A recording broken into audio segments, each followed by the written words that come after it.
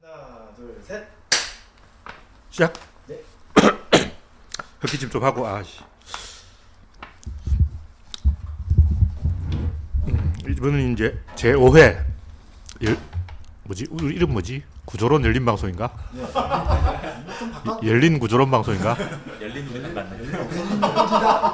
열린 구조로 먹는가? 아, 구조론 방송 제 5회 구조론 방송국의 열린 방송을 시작하겠습니다. 다음에 더불어 나가. 박수가 나네. 하여간 뭐 이 추석 연휴라서 이제 한 일주일을 까먹었더니 다 잊어먹고 너무 오랜만에 하는 예, 오랜만에 하다 보니까 지금 정신이 하나도 없어요. 게다가 이야기할 주제가 너무 많아. 거야. 2주치가 쌓였어. 예, 또 이게 다 어려운 내용이야. 와. 그래서 그 누구더라 배태현님인가 경주 지진부터 이야기해달라는 거야. 자기 고향이라고. 근데 딱 내 고향에서 고향집에서 딱 3km 거리인데 그게 거기지. 우리 형님이 갑자기 전화해가지고 막 난리가 났다는 난리가 났다는 거야. 근데 우리 형님 주장은 첫 번째 지진이 본진이고 두 번째 지진은 약했다는 거야. 근데 이 두 번째 지진은 전국적으로 다 느꼈어요. 그 뭐냐면 움직인 폭이 엄청 컸는데 길지가 않았어. 한 5초 정도. 그 대구에서 그 뭐야 아프리카 방송 먹방을 막 진행하는 사람 보니까 딱 5초 흔들리더라고. 5초밖에 안 됐어. 근데 처음 일어난 그 5.1 지진은 굉장히 오래 진동했다는 거예요. 우리 형님 주장에 의하면 난리가 났대. 그래서 첫 번째 지진이 본진일 수도 있다. 지진 규모는 두 번째가 더 컸지만 단지 큰 정도뿐 아니라 그 지속된 시간 뭐 이런 것까지 봐야 된다.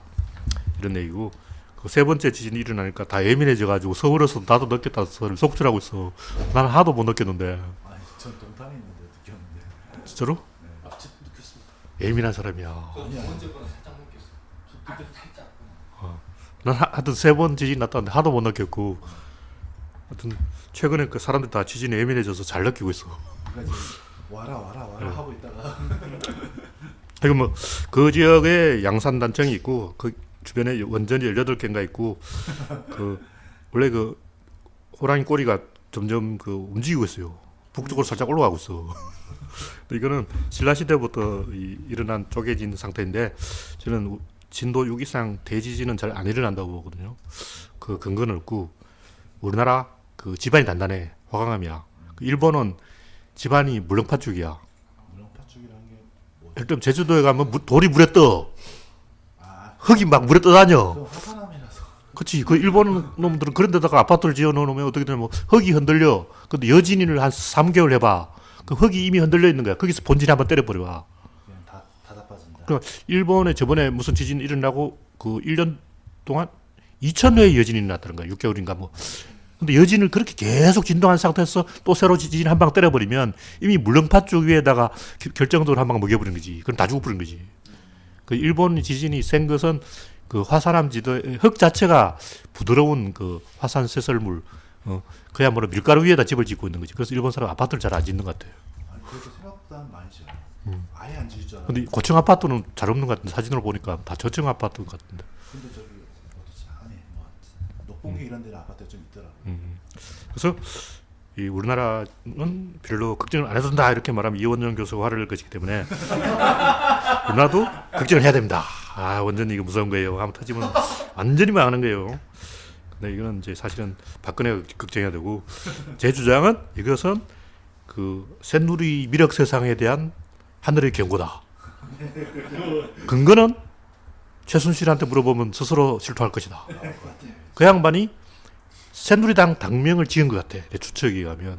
왠지 패턴이 좀 비슷한 것 같아요. 그 그치. 생각에서 나온 패턴이. 미르라는 그 재단을 만들었는데 거기다가 K 스포츠를 붙이면 미륵이 되는 거야. 그러니까 미륵 세상이 오기 위해서는 세상을 한번 파괴해야 돼. 그런 게 있나요? 시바신 개념이 그 미륵 신앙에서 나온 건데 시바신은 파괴의 신이에요. 근데 미륵을 딱 검색해 보라고. 인도의 시바신 신앙 아이디어와 미륵신 미트라 신앙은 원래 뿌리가 같다. 그렇게 딱 돼 있어. 그러니까 미트라 신앙은 원래 페르시아 쪽에서 나온 건데 그리스부터 시작해서 굉장히 광범위하게 존재하고 그 미트라 신앙이 인도에 들어가서 미륵 신앙이 됐는데 무슨 얘기냐면 무슨 얘기 하고 있지? 이건 미륵신앙. 이 파괴의 신이라는 거지 미륵 신앙은. 근데 새로운 정토를 건설하기 위해서는 새 누리를 열기 위해서는 한번 파괴해야 돼. 그러니까 내가 최순실에 대해서 명예훼손을 하는 게 아니고 내 최순실 광신도야. 최순실 교주님이 말씀이 다 맞다고. 그 우리 교주님께서 미륵 세상을 예언한 거야. 그래서 당명부터 새누리로 지어버린 거지. 이거는 뭐 미래를 예언한 거야. 그리고 내가 봤을 때 이미 그분은 지진을 알고 있었던 것 같아. 그래서 막 하는 행동을 보니까 나오는 타이밍도 없고. 예. 모든 행동을 딱 추려보니까 수수께끼는 다 풀렸다. 그래서 이 모든 것은 그 최순실 우리 위대한 구세주님의 그 신천지를 설계하기 위한 계획의 일환이었다. 그러면 그 종교단체 신천지하고는 별 관계 없을 수도 있겠네요. 그렇죠. 완전히 이 영생교는 다른 종교야. 제가 저번에 봤는데 신천지 교들이 굉장히 착하더라고. 쓰레기를 막 줍고 있어. 근데 내가 최순실 씨가 아직 쓰레기 줍는 건 못 봤거든. 그래서 하여튼 저번에 강원도 갔는데 이 신천지 교인들이 막 쓰레기를 줍고 막 청소를 하고 난리가 났더라고. 뭐 요새 요번에 또 만국회의가 뭔가. 그렇죠. 그러니까 그 사이비 종교라고 해서 꼭 나쁜 일만 하는 게 아니야. 나쁜 것과 옳은 것 이런 거 상관없이 이 생존 전략을 쓰는 게 사이비 종교인 거지. 정상적인 종교는 세력 전략을 써서 포교를 해서 신도를 늘리려고 하는데 사이비는 그런 데 관심 없어. 자기들끼리 이상한 거 하는데 관심 있고 이상한 거 하면 외부에서 댓글 들어오니까 그걸 방해하기 위해서 점점 폐쇄적으로 배타적으로 가고 자기들끼리 또 몰입돼 있어. 그래서 좀 똑똑한 사람을 다 속아내버리고 우리는 이렇게 살다 죽을래 하고 막 개기는 사람이 사이비다. 이건 그 미르가 뭔가? 미르 재단. 미르는 용이다. 뭐 이렇게 이제 사람들이 주장하는데 난 이게 조금 구라로 보고 미르는 그 미리네 은하수란 말이죠. 근데 영어로는 갤럭시인데 갤은 길이란 뜻이에요. 럭시는 이거는 우유란 뜻이고 우유의 길. 근데 우리는 미리네란다. 우리는 미리는 물이고 내는 내다. 근데 이걸 이제 용이라고 주장하는 거예요, 사람들이. 근데 우리나라 용이 어디 있어? 용은 중국 신앙이라고. 제 생각에는 용오름 현상을 보고 저게 용이다 하고 이제 사람 생각. 왜냐면 아무도 용을 본 사람이 없어. 근데 중국에는 용을 본 사람이 있다고. 왜냐면 당나라 때 이 중국 이 당나라 서울이 그 몽고 지역을 당나라 사람이 많이 돌아다녔어. 그래서 몽고에 가면 용 화석이 막 깔려 있어. 몽고에 가면 그 들판에다가 공룡 동상을 세워놨다고. 그게 공룡 화석 대량 발굴 지역이야. 그래서 그런 용이다. 당나라 때 실제 공룡 화석을 고도로 보고 이야기한 사람이 있어. 그러니까 용이라는 아이디어는 한나라 때는 전설상의 동물이었어. 근데 당나라 때 와서는 내가 용을 봤다는 사람이 나타난 거야. 저기 있네, 용뼈 봐. 가보니까 용뼈가 막 널려 있는 거지. 그게 공룡뼈였어. 내가 그렇게 주장하는 이유가 내가 경주에서 살았어. 그 신라시대 기와 암기와를 주었는데 거기 용이 딱 새겨져 있는 거예요. 근데 그게 공룡하고 빼박이야. 공룡 어떤 종류 말씀하시죠? 등에 비늘이 삼각 비늘. 그러니까 우리가 생각하는 조선시대 용하고 디자인 틀려. 신라시대 용은 등에 이 삼각형 뼈가 있는 게 실제 공룡뼈하고 비슷해요. 공룡의 스테고사우루스인가 그런 게 있어. 그거야. 근데 이 양반이 그 공룡을 안 봤다면 어떻게 이런 디자인을 할 수가 있냐고. 그래서 내가 조사해보니까 중국 당나라 때 그 비슷한 디자인이 알려져 있었어. 당나라 사람들은 몽고 고원에서 이 화석을 많이 주워보고 용을 실제로 봤다는 거지. 그래서 실제 용 화석이 한나라 때의 그 전설상의 용 신앙하고 결합됐다는 거지. 이런 건 좀 내가 엉뚱한 얘기를 한 거고, 결론은 우리나라는 용이 없는데 미리가 용이라는 근거는 뭐냐? 용오름 현상을 보고 누군가 이야기를 지어냈다. 뭐 이런 얘기고, 결국 그 어떤 사람이 우리나라의 전래의 민간 그 신앙과 미륵 신앙이 쉽게 결합된 것은 그 용을 뜻하는 미르와 미륵하고의 발음이 비슷하기 때문이다. 이런 이야기인데 나는 이걸 좀 개소리를 보고 근거 없는 이야기다. 그냥 무청개벽 이런 거 좋아하는 사람들 지어낸 얘기예요. 우리나라에 과연 미륵신앙이 대번성을 했는가? 그건 미륵신앙 자체의 어떤 그 전 세계적인 어떤 파급력 때문이지 어느 나라든 다 미륵신앙은 인기가 있어. 그렇죠. 근데 우리나라는 뭐 용 어쩌고 이건 다 개소리지 무슨 용이야 참네. 그래서 결론은 이 존경하는 그 최순실 교주님께서 미륵신앙을 열기 위해서 새누리로 데뷔했다. 이게 참 대단한 박수 쳐야 돼 이런 거는. 대단한 의지력이네요. 이 정도 하고 이제 그 때문에 지진이 일어났다. 용이 꿈틀거렸다. 아 이거 굉장히 말되는 얘기야. 지하에서 용이 나를 모욕하지 말라 그러고 막 누가 내 이름을 함부로 부르는 거야 그러고 한번 꿈틀거렸다. 여기까지. 다음 주제는 추석 차례상에서 툭 한마디 비수로 박힙니다. 10대에서 50대 이런 말은 그만. 10대는 살쪘네. 20대는 취직은. 50대는 옆집 아들 연봉이 어쩌고저쩌고. 다시 말해서 명절에 가족 모임에서 이 비수를 던지는 모진 말을 해서 상처 입었다. 이런 얘기는 다 개소리다. 무슨 이런 얘기 해야지. 살쪘네 그러고 취직 언제 할래 그러고 이거 장가 갈게 말게 하고 야 너 그거 연봉이라고 받았냐 이래야지. 가족이 화기애애해지고 친목 도모가 되고 다 애들 원래 초딩 때 다 애들 옆구리 주먹질하면서 큰 거 아니야. 생일빵 한 방 놓고 그러다가 정들고 발로 차고 막 뒹굴고 막 꼬집고 그러다가 친구가 되는 거지. 존댓말하고 점잖게 해서 어떻게 친구 되냐고. 명절에는 사정없이 잔인한 말을 해줘야 돼. 얄미운 시누이 얄미운 올케한테 비수를 찔러버려야지. 뭘 그 점잖 빼고 있냐고. 그래서 이 친척이나 지인이 생각 없이 한마디를 툭 던져서 상처 입은 게 아니고 원래 그 제사 지내면 상처 입어요. 그거 하면 안 돼. 제사 지내는 게 문제야. 일본 사람은 5년에 한 번 정도 만난다 그러는데 우리도 한 10년에 한 번 정도 만나자고. 그러면 상처 안 입잖아.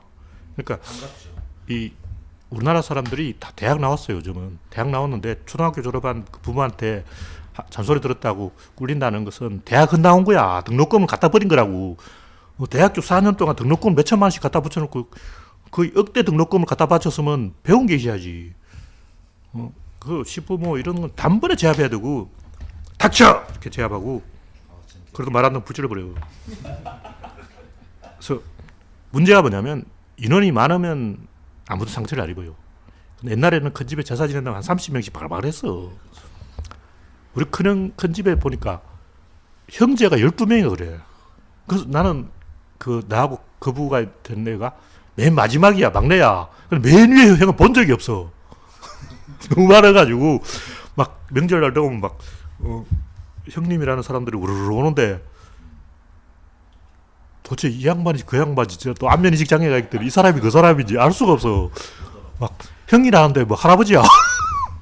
그래서 환장하겠더라고. 그래서 수십 명씩 모여 있으면 이지매고 왕따고 이런 게 없어요. 그래서 인원이 적기 때문에 오히려 상처가 되는 거죠. 그래서 아주 점잖을 빼고 이 느슨한 관계 이러면 차라리 상처를 안 입어요. 그러니까 점잖을 빼고 예의를 차리고 느슨한 관계로 가든가 아니면 아주 긴밀하고 서로 상처를 주고 치고받고 하는 관계로 가든가. 근데 시골 할아버지들은 아주 긴밀한 관계를 원하는 거예요. 그래서 이 비수를 한 방씩 찔러야 이제 친해진다. 우리 며느리한테 잔소리 좀 해야 또 이제 정도 들고 막 이렇게 된다. 이렇게 착각을 하고 있는데 실제 문제는 그렇게 해서 정든 사람도 많다는 거예요. 서로 상처 주면서 정드는 게 대부분이야. 근데 지금은 이제 정들려고 해도 정이 들 수가 없지. 1년에 한두 번 만났는데 무슨 정이 들는 거야. 그래서 이 상처를 줘서 상처를 입은 게 아니라 인구가 줄면 상처 입게 돼 있어요.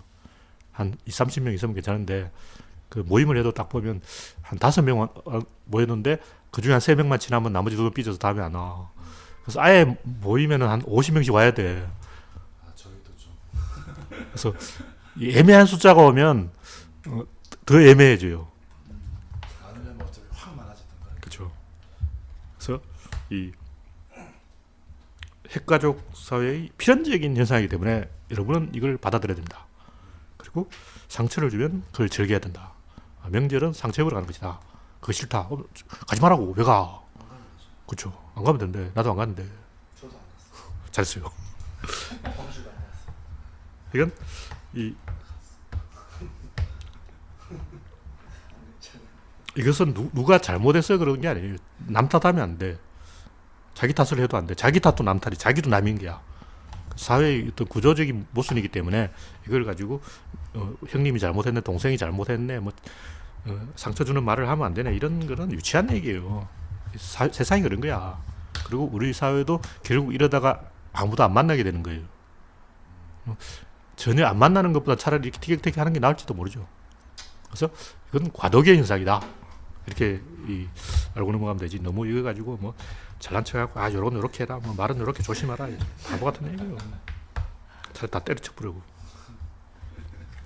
이 정도 하고, 네, 다음 주제.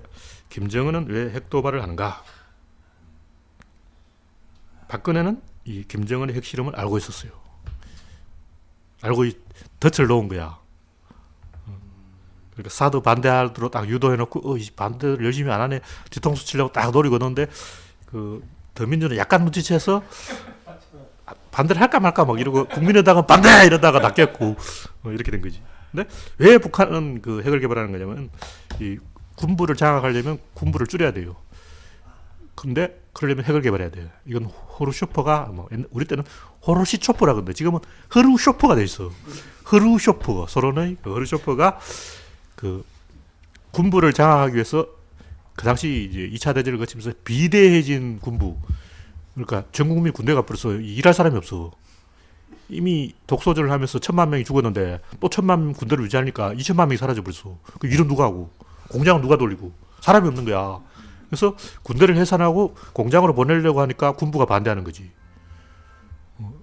그 똥별들이 쭉 앉아서 내부하는 그러고 있으면 환장할 일이지. 그래서 저 새끼들 어떻게 날려버리자고 고민하다가 그래서 깨를 낸 게 스푸트니크를 발사하자. 미국 머리 꼭대기 위에 핵을 떨어버리겠다 이렇게 위협하면 군부가 만세하고 막, 미국과의 대결에서 이겼다 이러다가 막 박수 이러다가 정신없어서 군부의 권력을 슬쩍 뺏겨도 모른다는 거지. 그래서 흐르쇼프가 군부의 권력을 슬쩍 뺏었는데 결국 잘렸지. 하여튼 이게 결국 권력 투쟁이라는 거예요. 그래서 흐르쇼프는 이 미사일을 개발해서, 그러니까 인공위성을 개발해서 군부의 힘을 뺏고, 북한 김정은 핵을 개발해서 군부의 힘을 빼고 군부를 장악하려고 이러고 있다. 이것도 일종의 이슈 선점하는 그런 것도 있겠네요. 그렇죠. 왜냐하면 미국 대통령 선거에 누가 되든지 북한을 손볼 것이기 때문에 이왕 맞을 매를 미리 벌어놓자. 양보할 카드를 미리 만들어 놓자는 거죠. 그래서 무슨 얘기냐면 어차피 핵을 개발을 해야 되는데 하려면 지금밖에 찬스가 없는 거예요. 대통령 되고 난 다음에 했다가는 더 이제 얻어맞을 테니까 지금이 이 미국이 이 리더십이 애매한 상황이란 말이에요. 오바마는 이제 퇴임 준비고, 클린턴은 힐러리는 뇌 이상이고, 트럼프는 정신병자고, 지금 요 애매한 상황에 뭔가 일을 수작을 꾸며야 된단 말이죠. 그래서 하여튼 사드 문제에 대해서 저는 상당히 이 애매한 태도를 취했는데 내가 보니까 그게 옳았어. 뭔가 이 박근혜 꿍꿍에 있는 것 같아서 내가 사드 절대 반대를 안 외치고 사드는 나쁘지만 우리가 쫄 건 없다 했는데 그게 대략 맞는 얘기였다. 수가 있었다. 이런 김종인의 빅피처. 그는 신중하게 대응해야 돼요. 김종인처럼 너무 사드 설치하자 이렇게 하거나 너무 사드 반대하자 이렇게 하는 것은 굉장히 위험한 행동이에요. 이 정치라는 것은 맥락을 봐야 되는데 길게 봐야 돼요. 그래서 막 부안해동하면 나중에 꼭 뒤통수를 맞아요. 그래서 이 박근혜와 중국이 물밑에서 다 교섭하고 있기 때문에 우리가 막 이 사건 때문에 중국하고 외교가 나빠서 당장 나라가 망한 듯이 호들갑을 떨 필요는 없다. 그래서 사드가 배치되는가 마는가는 김정은이 결정하는 것이지 우리가 결정하는 게 아니다. 그래서 사드를 반대할 게 아니라 김정은을 죽여버리고 오면 되잖아. 어떻게 하면 죽일 수 있을까요? 허경영한테 보내면 알아서 하겠지. 이 정도로 사드 이야기는 이 정도로 하고 다음 질문, 다음 주제. 질문하지 말고 반격하라. 이 얘기가 왜 나오냐면 그 5번 질문하는 OY 기법이라는 게 있다는 거야. 왜 하고 5번 물어보면 그 답을 찾을 수 있다. 그 예를 딱 들어놨는데 그 사건 보니까 굉장히 그럴듯한데 마지막 그 한 개가 사기였어. 그 불가능한 방법인데 지금 당장 기억이 안 나서 그런데 한번 검색해 보시면 그 원문 기사에 해놓은 OI라는 게 내가 봤을 때 구라야. 그게 안 돼. 그런 방법으로 답을 못 찾아. 제일 어려운 걸 뒤에 딱 감춰놨더라고. 그거는 있을 수 없는 얘기고 100번 질문해야지 무슨 5번만 질문해. 그래서 왜라는 식의 생각은 굉장히 위험한 거예요. 그렇다고 왜를 하지 말라는 게 아니야. 당연히 해야지. 당연히 왜 해야지. 근데 왜라는 것이 대칭적 생각이에요. 그 대칭을 넘어서 호응으로 가야 돼요.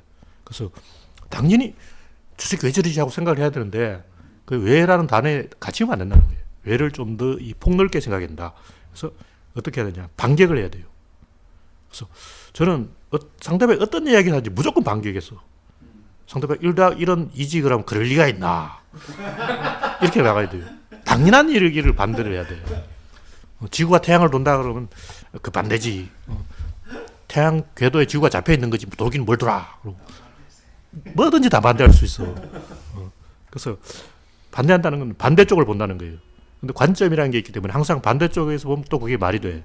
그래서 반대쪽을 보는 훈련이 필요하다. 어렸을 때부터 제가 의기장을 잘 놨어요. 항상 말을 거꾸로 알아듣는 그런 훈련이 돼서 본능적으로 저는. 그래서 뭐 소크라테스의 삼파법이라든가 선문답이라든가 이런 걸 질문을 계속 던져서 뭐 깨닫는다는 개소리고 그럴 리가 없잖아. 질문을 계속 던지면 절대 못 깨달아요. 선문답에 보면 제자가 스승한테 질문해서 깨달은 건 하나도 없고 스승이 제자한테 질문을 던져. 그건 질문이 아니야. 함정 질문이야. 다 낚시야. 제자를 엿먹이려고 뒤통수 칠 생각을 다 하고 이 새끼를 어떻게 엿먹이지. 근데 제자가 처음엔 낚여가지고 스승한테 당하다가 신참이 딱 들어온다고. 신참이 딱 들어오면 이 새끼한테 써먹어야 되겠다. 덫을 놓다가 덫이라는 게 이제 관점을 트는 거지. 관점을 틀다가 관점을 발견하는 거지. 그래서 스승한테 낚여서 고생하고 자기가 그걸 써먹으려고 하다가 하고 깨닫는 거지. 나도 그럴 때 동생을 약 올리려고 하다가 깨달았어. 그때. 어떻게 하면 이 함정을 파서 동생을 골려 먹을 수 있을까? 이 얘기하다가 뭔가 규칙을 발견한 거죠. 그래서 소크라테스 삼파법도 그런 낚시였다. 소크라테스가 질문을 던져 소크라테스하고 대화한 상대방 하도 못 깨달았어. 소크라테스 자기가 깨닫는 거야. 그래서 왜 하고 질문하는 것은 모르는 사람이 아는 사람한테 질문하는 게 아니라 아는 사람이 모르는 사람을 약 올리려고 질문하는 거예요. 그래서 상대방을 속이려고 하다 보면 답을 찾게 돼. 그래서 그걸 써먹는 사람이 소설가라고. 소설가를 일단 독자를 속여야 돼. 독자가 답을 알아버리면 이 새끼 범인이네 하고 알아버리면 안 된다고. 그래서 가짜 범인 단서를 막 주는 거야. 그래서 A가 범인이다 딱 만들어놓고 독자들이 A가 범인이네 하면 걔가 죽어버려. 그럼 A가 범인이 아니었나 그러는데 알고 보니까 죽음을 위장했어. 죽은 척 하고 있었던 거야. 그 이중의 트릭을 쓴다고. 그래서 작가가 돼서 내가 작가라고 생각하고 독자를 어떻게 속일까 이걸 연구하다 보면 답을 찾는다. 영화도 마찬가지고요. 그렇죠. 그래서 나는 나 자신하고 계속 이야기를 했어요. 내가 질문하고 내가 답하는데 몰라서 질문하는 게 아니라 속이려는 의도를 가지고 어떻게 하면 이야기를 만들까, 좀 더 그럴듯하게 설명할까, 이걸 연구하다가 깨달음을 얻었다.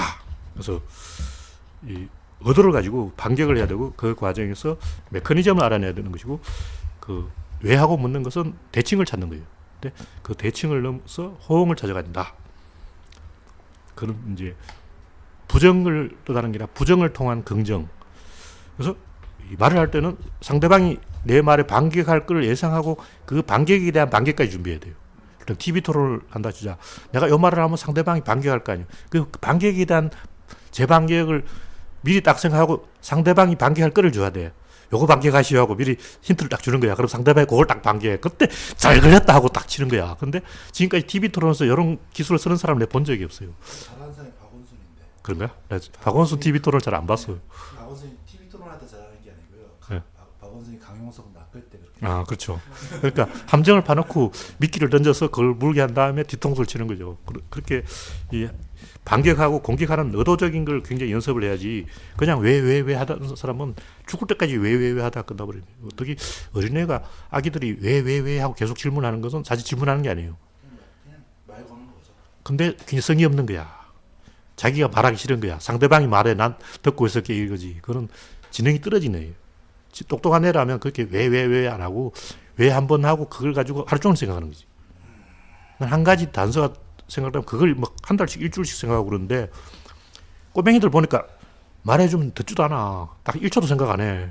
그거는 건성으로 이제 하는 거고 특히 과학 같은 것은 왜 하고 왜 그럴까 하고 질문하는 것은 굉장히 잘못된 접근 방법이다. 이런 동료님께서 이런 걸 왜를 하지 말라는 거는 말 그대로 스스로 답하라는 어떤 그런 의도에서 하신 말. 아니, 어떤 답이 나왔다면 그 답이 나온 게 아니에요. 우리는 보통 보면 어떤 문제와 답이 대칭이 된다 생각하거든요. 문제가 있으면 답이 있다. 그 문제와 답이 딱 아기가 떨어지면 아, 답 나왔네. 근데 나는 그걸 전혀 답이 아니라고 보는 거죠. 그래서 뭔가 어떤 그럴듯한 이야기가 있으면 그런 일단 뭐 남자는 이래서 이렇고 여자는 이래서 이렇고 보통 이제 게시판에 떠도는 이야기 나는 그거 다 가라라고 보거든. 구라라고 보는 거야. 그런 식으로 말이 앞뒤가 척척척 맞으면 가짜인 거야. 그래서 뭐 새누리는 이렇게 해서 이렇다. 민주당은 이래서 이렇다. 이런 얘기 다 가짜라는 거죠. 보통 보면 야당은 경제를 못하네. 새누리는 경제를 잘하네. 이렇게 돼 있어요. 그거 다 가짜라는 말이야. 근데 진짜 맞는 것 같아. 근데 어떤 들어보면 야당 보면 맨날 뭐 FTA 반대 이러고 막 경제에 대해서 하도 모르는 것처럼 하고 새누리는 재벌들이 다 지지하잖아. 그럼 경제를 아는 것 같고 막 어떤 보면 뭔가 그럴듯하면 그거는 답이 아니라는 거지. 그러니까 문제하고 답을 딱딱 맞았더니 아 맞네 하면 그건 가짜야. 그래서 이 답을 찾았다고 생각하는 것은 굉장히 위험한 생각이고 결국 이야기를 찾아야 되는 거죠. 문제가 있고 답이 있다는 것은 그거는 애초에 잘못된 생각이에요. 예를 들면 인생이라는 것도 사는 사람에게 왜 힘이 들까? 돈을 벌면 되지. 그건 답이 아니야. 당신이 왜 불행해? 돈이 없어. 그럼 당신에게 필요한 건 돈이야. 답 나왔네. 그 실제로 보면 사람 돈 좀 다 행복해. 그 선진국들은 돈이 많아서 행복하다는 여론조사가 나왔어. 문제에 답 딱 맞았잖아. 이건 아니라고 보는 거지. 왜냐면 맞잖아. 맞는 얘기니까 아닌 거야. 맞으면 그건 틀렸어. 인간이 진짜 사는 이유는 에너지라고 보는 거지. 열정, 호기심, 흥미. 그건 돈으로 해결되는 게 아니야. 자기 안에서 에너지가 나와야 되는 거. 에너지가 어디서 나오냐? 미녀를 보면 에너지가 나와. 그러니까 만날 사람을 만났을 때, 아, 저 사람이다. 저 사람이 나의 스승이다. 아, 저 사람이 멋있네. 이런 거 있잖아. 일단 내가 처음에 서울에 올라와서 김대중 대통령을 멀리서 딱 봤을 때, 아, 저 사람이야. 그런 거 있잖아. 그런 데서 에너지가 나. 그게 인생의 정답이지. 뭐 돈 같은 소리 하고 있네. 그래서 인생을 움직이는 진짜는 어떤 만남이지. 어떤 행복, 뭐 돈, 성공, 출세, 족같은 소리 하고 있네. 그건 답이 아니야. 왜냐면 답이 맞으니까 아닌 거야. 근데 만남은 이게 답이라고 하기 좀 애매해. 이게 답, 문제도 아니고 답도 아니고 뭐지? 이런 식으로 일단 영화를 볼 때 영화의 답은 뭐냐? 감동이지. 그거 아니라는 거지. 무슨 끌어줄 감동이냐고. 예전에 그런 말씀하시거든요. 보통 사람의 보통 생각은 틀린다. 그렇죠. 보통 사람의 보통 생각은 보통 틀린다. 그 사람은 보통 어떤 대칭이 돼서 어떤 맞아 떨어지는 걸 좋아해요.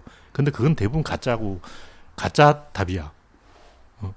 일단 인간들이 뭘 원하냐? 뭐 일단 밥을 원한다. 뭐 섹스를 원한다.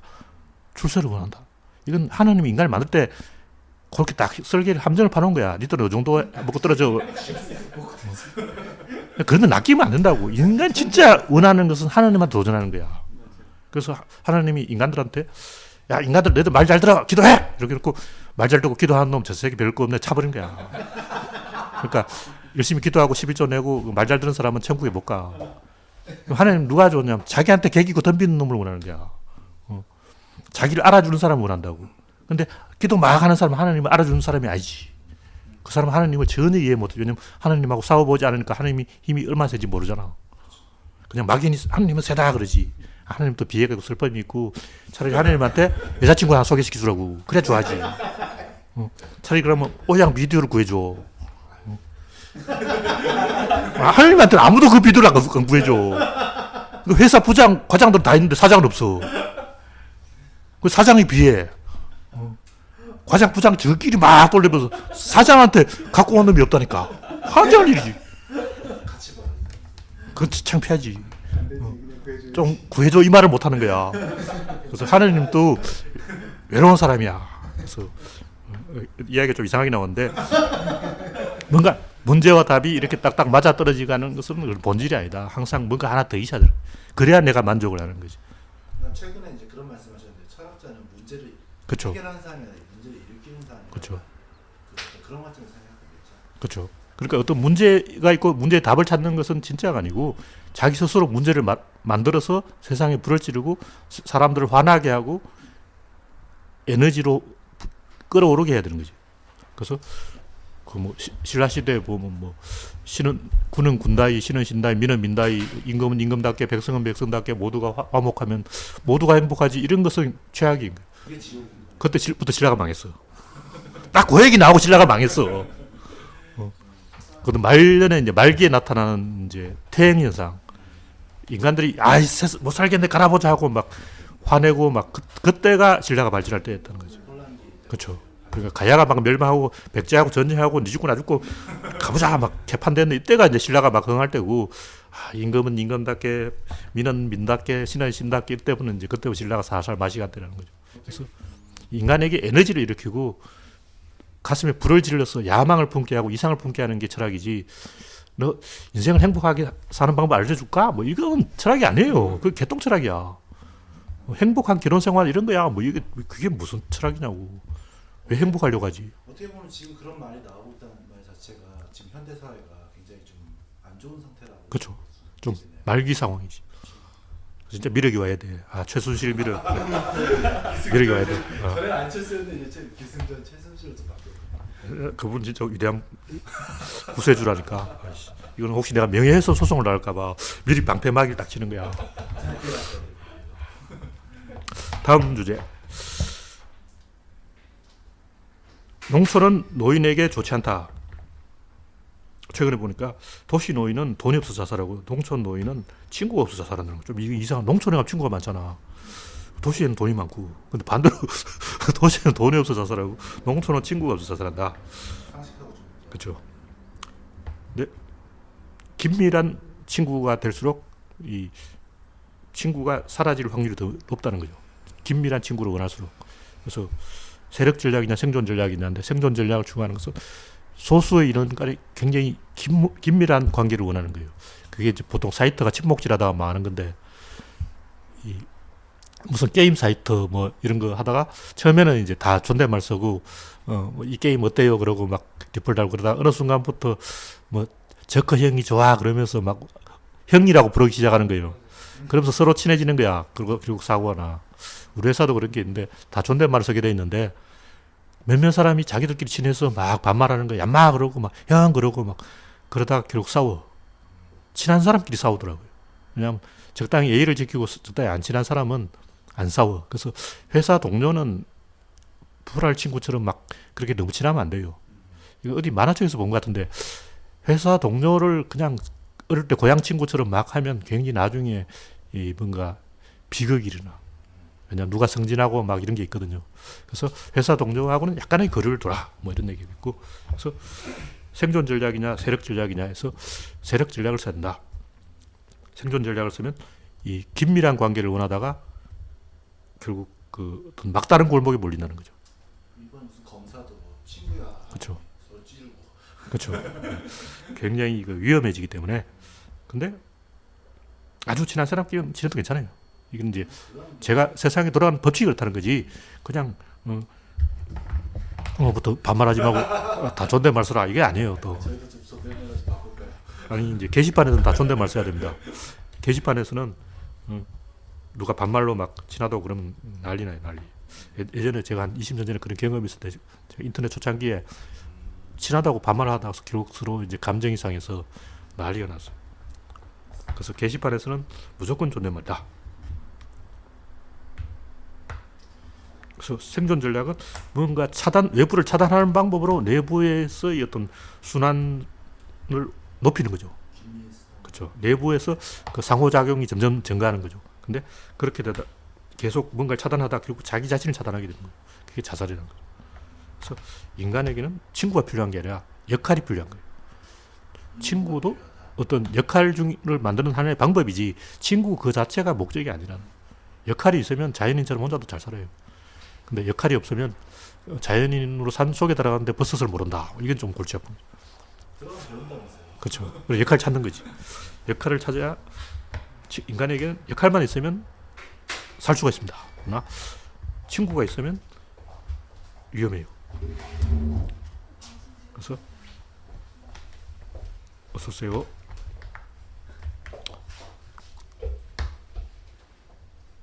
말씀하시죠. 예, 뭔가 차단하는 방법으로 그 내부 상호작용을 올리려고 하는 생존 전략보다 뭔가 개방하는 방법으로 외부와 상호작용을 늘리는 세력 전략이 좋다. 여기까지. 다음 주제는 밀정은 친일 영화다. 이건 제가 이제 엄청난 반대를 무릅쓰고 반대에 직면하기를 기대해서 해봤는데 그렇게 반대 별로 없어서 반대 3년 약했어. 근데 이건 의도적으로 하는 얘기예요. 의도가 있는 얘기다. 근데 단순히 영화를 영화로 보면 이런 얘기를 하면 안 되고 좀 더 그 구조론에 오는 사람들은 그 이상을 생각해야 돼요. 왜냐하면 구조론은 인류의 지도자를 양성하는 사이트다. 지도자는 이 선원들이 못 보는 것을 선장은 봐야 된다. 그래서 이 밀정이 친일 영화다. 이걸 이해를 해야 돼요.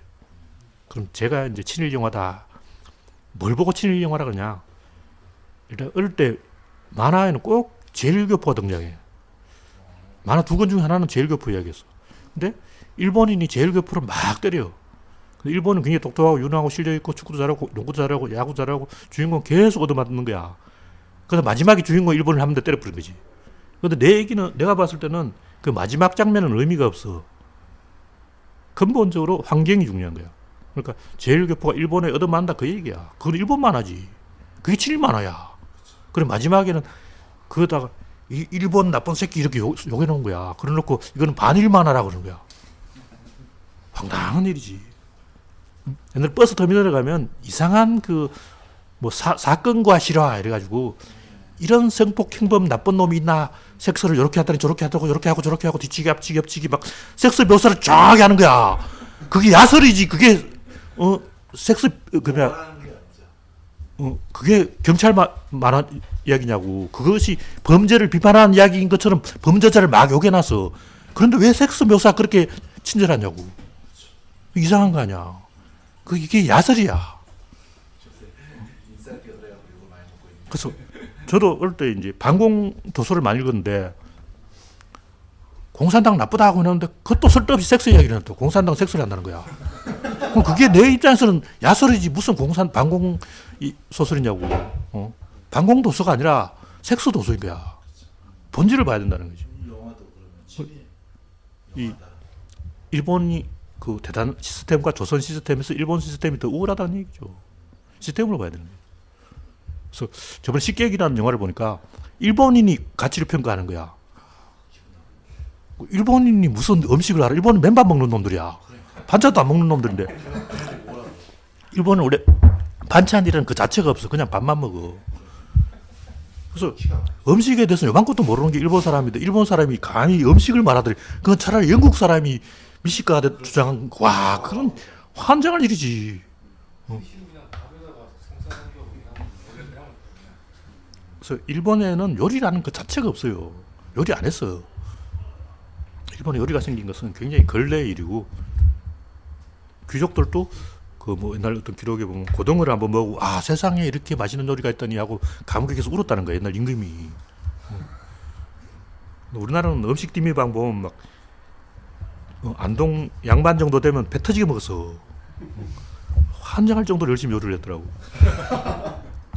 내가 그 음식 디미방 선 그 장계양 할머니를 한 대 패부르고 싶을 정도로 열심히 요리를 한 거야. 꿩고기 요리를 하는데 꿩 살을 하나하나 다 발라낸 다음에 그것을 다시 다져서 다시 찐 다음에 그 뭐냐면 양반은 고기를 손에 들고 먹을 수 없다. 젓가락만으로 모든 고기를 다 먹어야 된다. 그리고 고기를 다 살을 발라서 다져서 양념해서 다시 조립을 넣고 해놓은 거예요. 이중 요리를 하는 거지. 두 번 찌는 거지. 그래서 꿩고기를 그냥 젓가락만으로 다 먹을 수 있게 하는 거지. 대단한 미식가야. 그걸 프랑스 요리에 견줄 수 있는 대단한 음식이야. 이건 그 음식 디미방에다 비판이 아니고 칭찬이야. 대단한 할머니예요. 그 대단한 음식 요리책이야. 그래서 어떤 본질을 가지고 이야기한다. 이 색계라고 옛날에 그 영화도 있었는데, 예, 그 대만 입장에서 이 친일 영화예요. 100% 친일 영화예요. 근데 중국 본토에서는 그걸 비판하는데 대만 사람은 그걸 좋아하거든. 그러니까 대만은 일본을 좋아해. 왜냐하면 대만 입장에서는 처음에 명나라 놈들이 왔어. 그 다음에 청나라 놈들이 왔어. 그 다음에 일본 놈들이 왔어. 그 중에 좀 그나마 괜찮은 놈이 일본 놈이고 명나라 놈들은 폐잔병이 온 거야. 폐잔병이 와가지고 제정신이냐고 그 새끼들은 약탈해나는 놈들이지. 청나라한테 얻어맞은 폐잔병이 와가지고 제일 기분 나쁘잖아. 그 다음 또 청나라 놈들이 왔는데 이놈들도 기분 나쁘지. 차라리 그 일본군이 맨 나중에 온 일본군이 그나마 양반이었다. 그래서 대만 원주민 입장에서는 일본을 그렇게 미워할 이유가 없는 거예요. 오히려 명나라나 청나라가 기분 나쁜 외부인들이지. 그러니까 적의 적은 우리 편이다라는 그렇죠. 생각할 수 있겠네요. 그래서 새끼에는 친일 영화다. 근데 한국 사람은 그 친일 영화라는 걸 꿰뚫어보지 못하더라고. 그냥 와 그 남자 배우 뭐 자지가 좋네, 막 이렇게 성기 노출 어쩌고 그 이야기만 하고 있는 거야.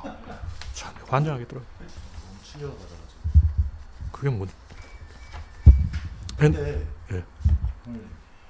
이렇게 되면 사실 그 우리가 일제 시대를 다룬 영화는 다 친일 영화가 될 그 가능성이 좀 높아 보이는데, 그렇죠. 예, 그러면 이 시대극은 좀 만들기가 어려운 거라고 봐요. 뭐 꼭 그런 건 아니고 역사관을 바로 설립하면 되는데 그 개인의 어떤 감상적이고 범민 그 심리극 이런 걸 가면 안 되고 시스템으로 가야 돼요. 그러니까 의사결정 구조를 놓쳐야 돼. 일본식 의사결정 구조를 연구를 해야 돼. 근데 일본식 의사결정 구조를 몰라. 우리나라 사람. 그렇죠. 그러니까 의사결정 구조의 대결을 못하는 거예요. 일단 일본인 모든 그 지역과 지역 차별이 우리보다 훨씬 더 심해요. 그렇죠. 그래서 예를 1소대와 2소대를 대결시키고 지역마다 이 사단을 따로 만들고 이런 식으로 일본은 모든 것을 차별하고 대결하는 그런 봉건적인 구조란 말이에요. 우리나라는 오히려 그 민주적인 구조예요. 의사결정 구조 자체가 우리는 상당히 민주적이고 일본은 봉건 가신 체제야. 그래서 어떤 대결이 벌어지면 한국 사람이 항상 이기게 돼 있어. 그래서 일본 그 만화에 보면 한국 사람 계속 대결하자 그래서 짜증난다 이런 만화가 있어. 한국 사람 일본 사람을 만나면 대결하자 그럴 거야. 짜증나. 대결하면 한국인이 이기거든. 그래서 그렇다면 한국 사람은 무조건 대결하자는 거야. 그 만화에 나온 얘기, 일본 만화. 그래서 일본식 의사결정 구조, 조선식 의사결정 구조는 다르고 조선식 의사결정 구조가 더 강했고 그 덕분에 전 세계 사람 다 일본을 두려워하는데 오직 한국 사람만 일본을 안 두려워한다. 왜냐면 겪어봤거든. 실제 상대해 본 거야. 그렇죠. 실제 만나보니까 쟤들 별거 아니네. 이걸 안 거죠. 그래서 그런 점을 드러내야 되는데 우리나라 작가들이 일본을 잘 몰라. 우리 자신도 잘 몰라. 그러니까 그런 의사결정 구조의 대결을 못 드러내는 거예요. 그러다 보니까 어떤 개인에게 빠져 있어. 근데 일본인 개인은 다 착해. 일본 사람 착하다고. 시스템이 나쁜 거야. 그 시스템을 이야기해야 되는데 그냥 일본인 나카무라 못됐어. 뭐 이런 식이야. 나카무라 이빨은 뻐드렁니 뭐 이런 식으로 이야기하는 거야. 참. 조선 사람이 뭐 잘생겼고 일본 사람 못생겼다 뭐 이런 식으로 그 엉뚱한 사적이고 그 지연 발단적인 것을 이야기하지 근본적인 의사결정 구조를 드러내지는 않더라는 거죠. 그런 거 드러내도 재미가 있을 것 같은데요. 꽤 괜찮은 영화가 나올 것 같아요. 그렇죠. 아니 이미 이순신 장군 나오는 이야기들 보면은 이순신 장군이 개인 판단력으로 다 이기잖아요.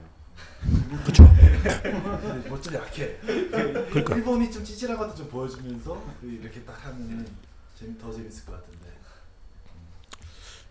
그런 점에서 이 밀정은 제가 영화를 안 봐서 여기까지만 이야기하는데 이 인류 역사상 친일파가 독립군으로 변한 적은 단 한 번도 없어요. 그 있을 수 없는 거예요. 엔트로피의 법칙에 어긋나는 거예요.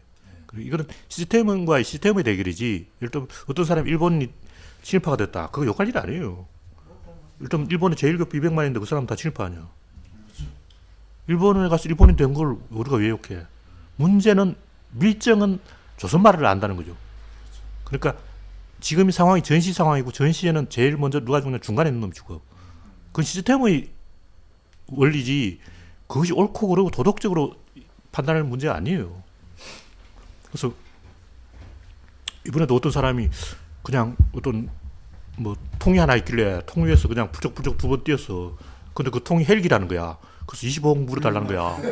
아 씨발 그냥 드라무통 위에서 부쩍부쩍 뛰었는데 무슨 25억을 내라고. 헬기에 들어간 게 아니었어요? 헬기에 들어간 거 아니었었어요? 아니 헬리콥터 그 날개 위에 올라. 헬로 위에 올라가서 누워서 사진 찍은 거야. 그러니까 그냥 이게 25억 사진이야. 제일 비싼 사진이라고 나왔어. 그러니까 그 사람들은 나는 그냥 철판 위에서 그냥 사진 찍은 것밖에 없는데 무슨 20억이냐 하면 안 돼. 그거 굉장히 위험한 행동. 그 20억 물어내야 돼. 그거 용서 없어. 이거는 시스템의 문제라고. 그리고 또 이번에 어떤 사람이 그 밖에 있는 화장실을 몰래 엿봤는데 이것도 무죄라는 거야. 그 여자 화장실을 남자가 몰래 봤는데 법에 그게 없대. 법에 공중 화장실, 무슨 화장실 다 지정됐는데 그 부분은 해당이 없는 거야. 그래서 우리나라 법은 열거주의이기 때문에 그걸 열거 안 했기 때문에 무죄라는 거야. 이것도 시스템의 문제야. 이것도 그 판사한테 화내지 말고 국회의원한테 법을 고치기 이야기하라고. 국회의원한테 항의를 해야지 왜 판사한테 항의를 하고. 판사가 뭐 뇌물 먹었네, 판사 미쳤나 이런 소리 해봤자 의미가 없지. 그러니까 시스템의 문제는 시스템으로 해결하자. 그래서 우리가 한국과 일본의 대결도 난 일본을 전혀 안 미워해요. 그래서 일본 개인을 만나면 굉장히 나는 좋아해. 일본이 착해요. 그렇죠. 그래서 일본을 미워하는 게 아니라 일본 시스템과 한국 시스템의 대결에서는 양보가 없다는 거죠. 그리고 그 시스템의 중간에 어중간하게 서 있다가 재수없게 유탄으로 맞아 죽는 거는 지 팔자라는 거지. 지자인 것이죠. 그렇죠. 그러니까 정신 차리고 그냥 도랑탕 위에서 불쩍불쩍 뛰었는데 25억 이런 낭패를 당하죠. 그거 지 잘못 맞다. 억울할 거 없어. 왜 헬기 위에 올라가느냐고. 그러니까 휴전선 안에 들어가서 지뢰쪽으로 갔다가 터져 죽으면 지 잘못이지. 그 지뢰가 터지는 지뢰인지 몰랐걸랑 그러면 안 돼요. 하지 말라는 짓은 하면 안 되고 그런 경우에도 억울한 사람은 있지만 원래 세상이 다 그런 거고 그래서 밀정은 죽여야 되는 게 맞고 밀정도 뭐 인간적인 고뇌가 있네 이런 얘기는 박근혜도 고뇌가 있네 뭐 다 이런 얘기하고 똑같은 거예요. 개소리네. 그래서 박근혜가 대통령이 안 됐다면 누가 욕하겠냐고. 대통령이 됐으니까 욕하는 거예요. 그러니까 박근혜는 헬기 위에 올라간 거야. 그러니까 욕하는 거야. 누가 헬기 위에 올라가라 그러냐고. 그래서 그래도 개인적으로 만나면 또 착할 수도 있을 것 같아요. 그렇죠.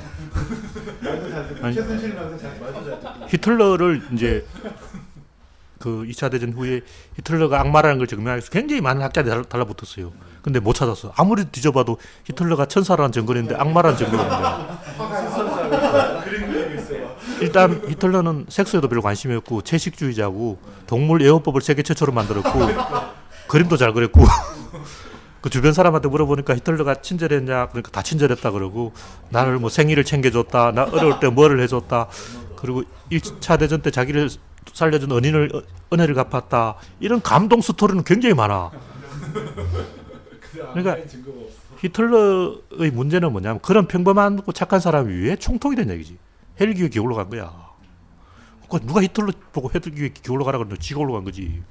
그래서 자격이 있는 사람이 자리에 올라가야 된다는. 그렇죠. 그러니까 밀정도 그런 짓을 하면 총 맞아 죽는데 그것은 헬기 위에 올라가면 당하는 것과 같다. 그러니까 분위기 파악하고 정신 차리고 밀정 짓은 하면 안 된다는 거죠. 그래서 그런 식으로 친일파가 그 독립군으로 된 적은 역사상 단 한 번도 없고 그런 경우는 냉정하게 일단 좀비 영화라고 치고 내 마누라가 아내가 내 자식이 좀비가 됐다. 그거 죽여버려야 돼요. 좀비가 된 아내는 좀비지 사람이 아니야. 그건 암세포가 내가 아닌 거야. 암세포도 생명인데 이런 그 미친 소리 하면 안 돼요. 암세포는 암이야. 그건 잘라버려야 돼. 그래서 시스템적 관점에서 매뉴얼을 만들고 매뉴얼로 대처하는 게 맞는데 좀비 매뉴얼에는 좀비는 무조건 죽이라 이렇게 나와 있습니다. 그래서 춘원 이광수가 나쁘다 욕할 필요 없고 춘원 이광수는 일본이 됐어요. 일본 잘했어. 그리고 일본인은 원래 그 상황에 할복한다 그러는데 니 할복하네. 일본이 됐으면 그냥 계속 일본으로 있으라고. 그죠. 괜히 한국인 되려고 하다. 그러면 일본이 욕한다고. 저 새끼는 의리 없는 조선놈이네. 조선놈 역시 배신하네. 이러고 2번 욕한단 말이야. 그러니까 일본에 기화했으면 끝까지 일본인으로 살다가 일본인으로 죽어야 되는 거예요. 그럼 자랑스러운 일본이네요. 그렇죠. 그래서 저는 일본을 욕하는 게 아니고 좀비 매뉴얼을 따라할 뿐인데 이광수는 좀비니까 죽인다. 이게 내 방법이에요. 이 정도로 이야기하고